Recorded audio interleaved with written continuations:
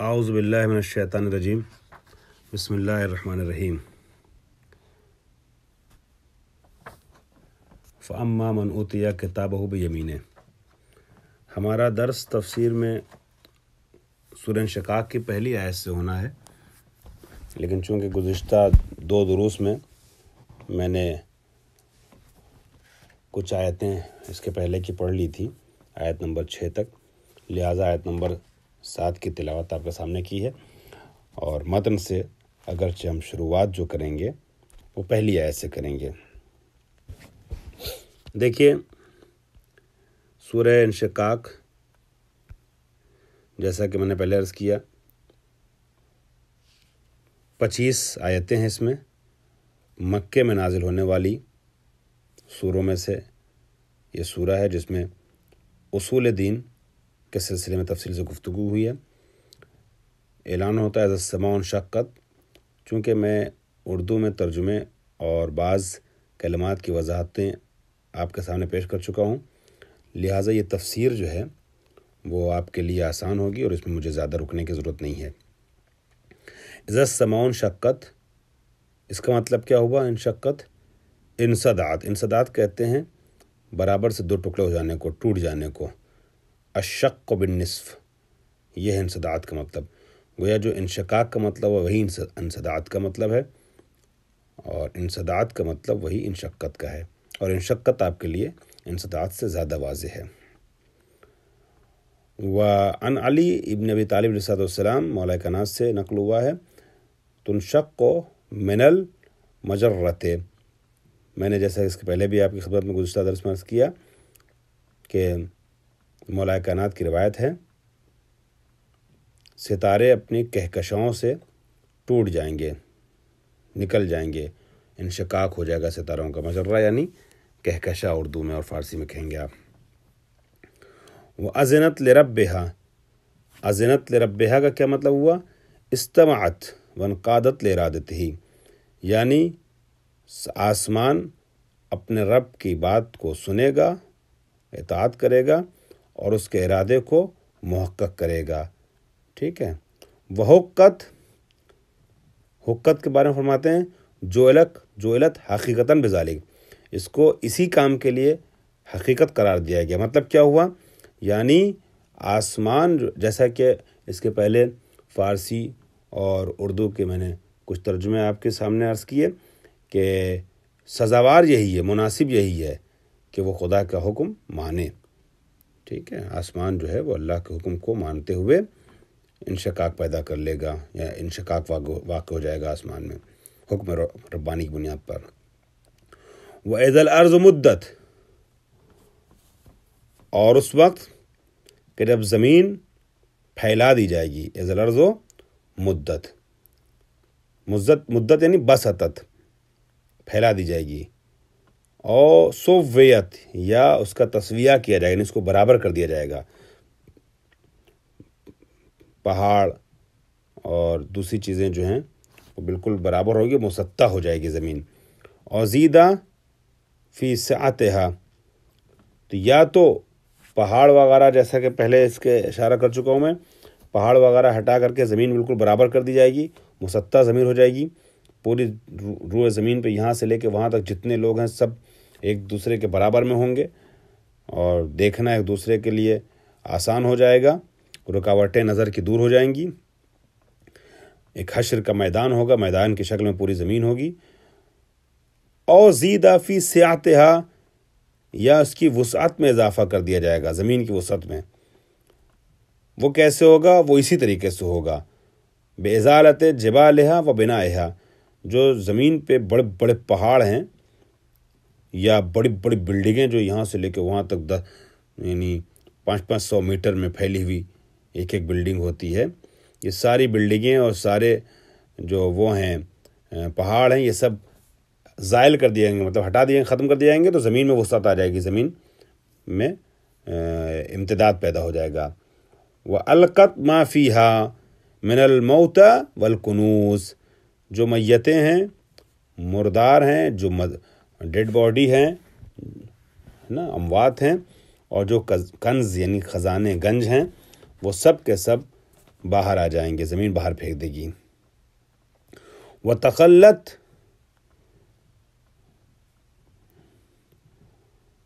خلت غایت الخلو عنہ، یعنی زمین خالی کر دے گی جو خلو کی خالی کرنے کی بالکل انتہا ہے، یعنی اب کچھ بچے گا نہیں اندر، سب کچھ زمین سے باہر آ جائے گا۔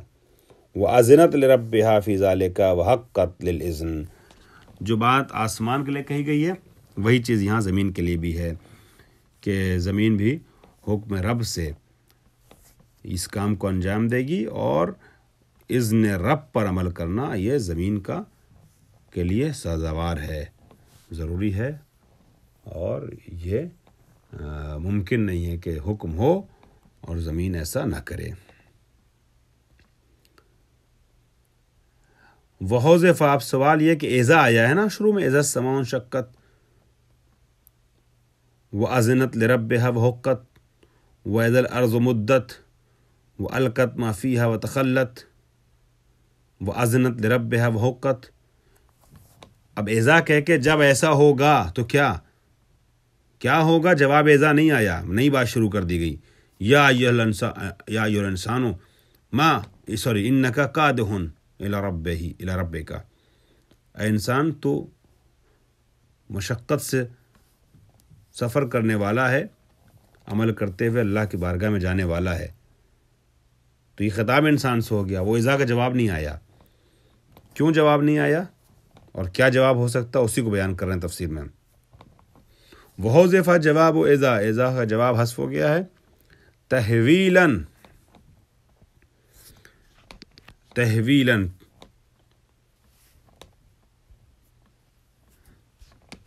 ہول اور خطرے کو بیان کرنے کے لیے، بزرگی کو بیان کرنے کے لیے تحویل کا لفظ استعمال کیا گیا ہے یہاں پر۔ دھمکی، ڈرانا، خطرے سے روبرو کرنا، آگاہ کرنا، اس معنی میں یہ تحویل کا لفظ آیا ہے۔ ہول، اردو میں بھی کبھی کبھی کہتے ہیں ہول مت ہو جاؤ، ہولناک چیز۔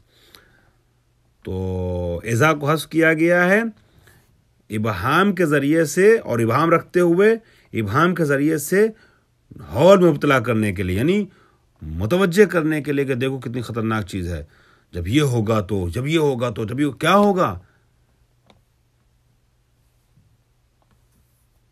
ہوگا کیا؟ اپنے اعمال کے ساتھ انسان اپنے رب سے روبرو ہوگا، ملاقات کرے گا۔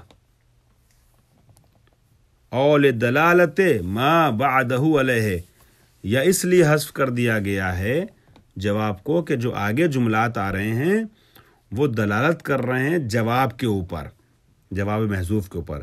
اے لقل انسان عملہ، انسان جو ہے وہ اپنے عمل سے ملاقات کرے گا۔ اذا السماء انشقت، جب آسمان یہ کرے گا، زمین یہ کرے گی، یہ ہوگا، تو انسان اس کے بعد اپنے اعمال سے روبرو ہوگا، چونکہ آگے بتایا گیا ہے کہ نامہ اعمال انسان کے داہنے اور بائیں ہاتھ میں دیے جائیں گے۔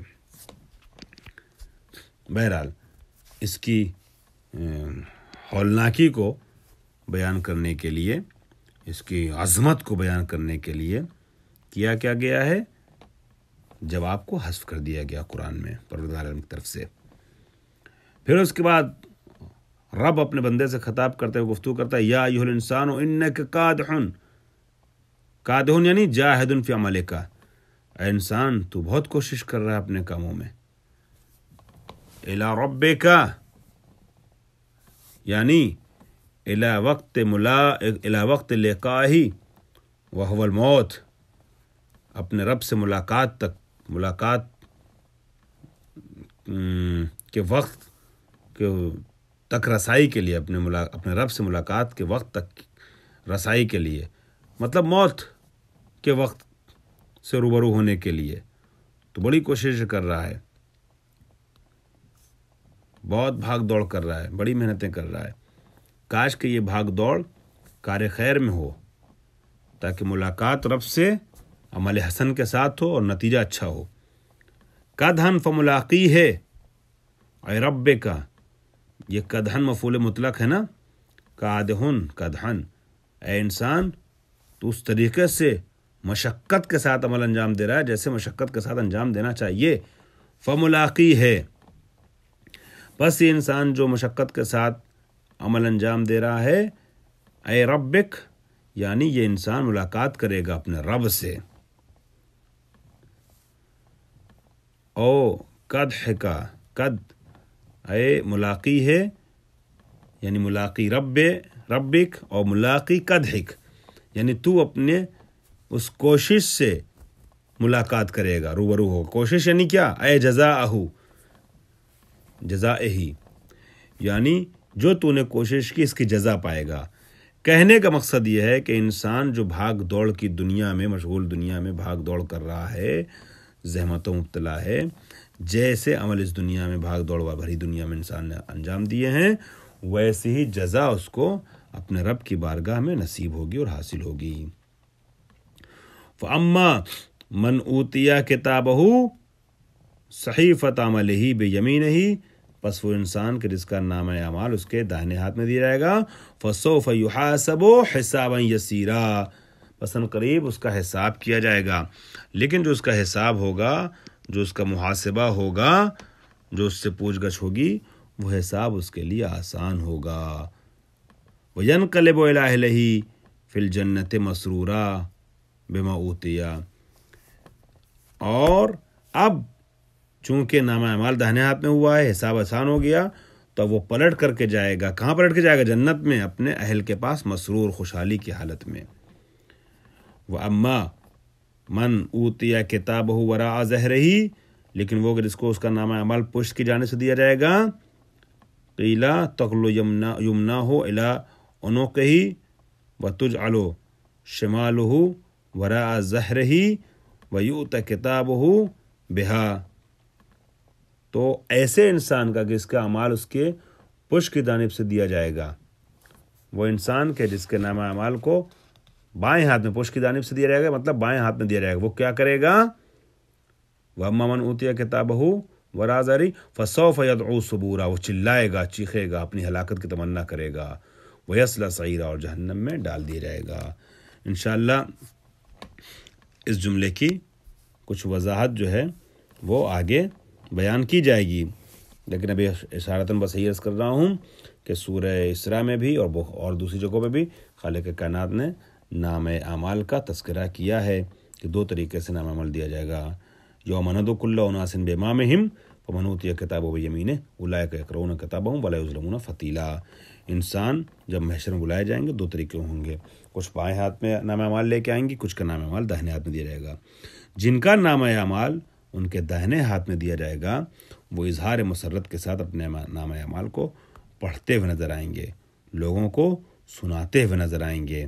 اور یہ لوگ وہ ہوں گے کہ جن کے اوپر کھجور کے بیج میں پائے جانے والے ریشے کے برابر بھی، ذرہ برابر بھی ظلم نہیں ہوگا. بہرحال اب یہ لوگ اپنے خانوادے کی طرف پلٹ کے آئیں گے. اس کا مطلب یہ ہوا، یہاں سے ایک بات نکل کے آتی ہے کہ اپنے آشنایان سے، اپنے جاننے والوں سے، اپنے اقربا سے، اپنے گھر والوں سے انسان کی جنت میں انشاءاللہ ملاقات ہوگی.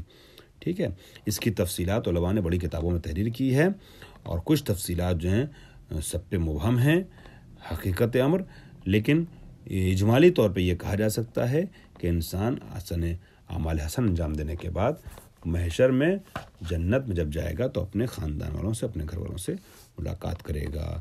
پروردگار عالم انشاءاللہ ہم سب کو عمل خیر انجام دینے کی توفیق عطا فرمائے، اور محشر میں ہم سب ان لوگوں میں شامل ہوں کہ جو اپنے اہل اور اپنے گھر والوں کی طرف ہنسی خوشی جنت میں وارد ہوتے ہیں اور داخل ہوتے ہیں انشاءاللہ.